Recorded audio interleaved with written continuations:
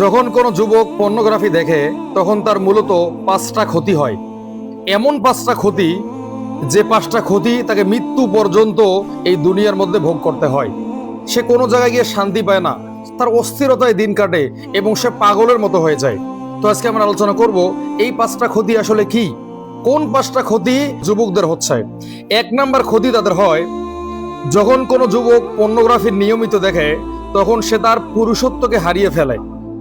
সে নিজেকে অপরাধী মনে করে এবং সে ভীষণ একা হয়ে পড়ে। সে মনের মধ্যে শান্তি পায় না। তার মনে যদি সামান্যতম সততা থাকে, সে চিন্তা করে যে কেন এই কাজটা আমি করলাম, কেন অহেতুক এই বিষয়গুলো দেখলাম, কেন আমি এই উলঙ্গ নগ্ন মেয়েদেরকে দেখলাম, এখন আমার কি হবে, সেইভাবে অনুশোচনা করতে থাকে।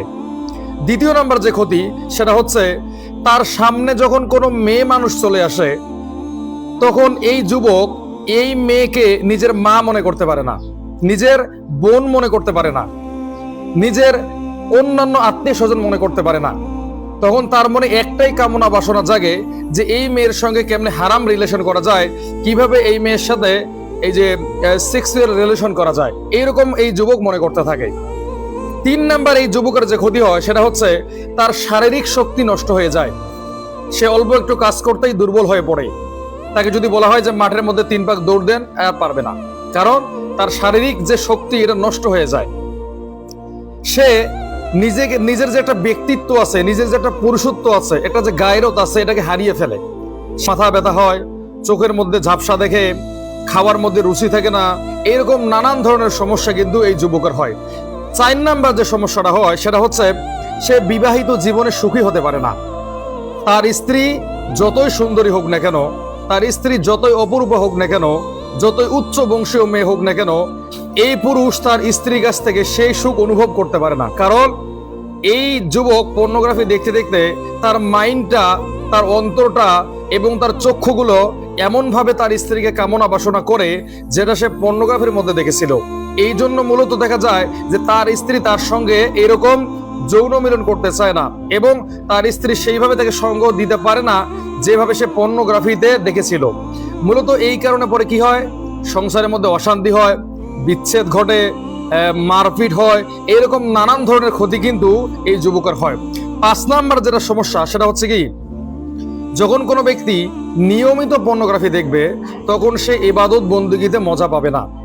যদিও সে দেখা যায় যে নামাজ পড়ে, কিন্তু সে এই ইবাদতে মজা পাবে না। এক কথায় অনেক মানুষ পৃথিবীতে এমন আছে যারা পর্নোগ্রাফিও দেখে, আবার পাশাপাশি দেখা যায় যে ইবাদত বন্দেগীও করে, কিন্তু এই ইবাদত বন্দেগী দিয়ে তার মন বসে না। সে আল্লাহকে পাওয়ার যে একটা মজা, ইবাদতের মধ্যে যে একটা মজা, এটা সে অনুভব করে না।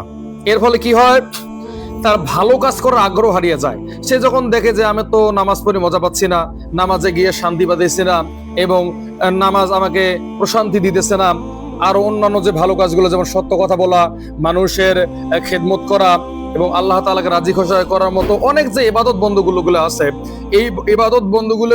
এই ইবাদত বন্দেগী করার সে আগ্রহ হারিয়ে ফেলে।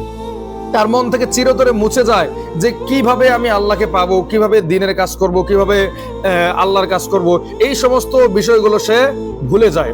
তো মূলত এই 5টি হচ্ছে বড় বড় কারণ। এছাড়াও কিন্তু আরো অনেকগুলো কারণ আছে পর্নোগ্রাফি দেখার ফলে কি কি হয়। তো আমি আপনাদের সামনে এই 5টা কথা বললাম, আপনারা মিলিয়ে দেখেন। যারা পর্নোগ্রাফি দেখতেছেন দেখবেন যে এই 5টা ক্ষতি অবশ্যই তাদের হবে। তো আপনারা চেষ্টা করবেন ইনশাআল্লাহ যেন এই পাপটা আপনাদের দ্বারা না হয় এবং এটা থেকে নিজেকে পুরোপুরি বিরত রাখার জন্য চেষ্টা করবেন ইনশাআল্লাহ।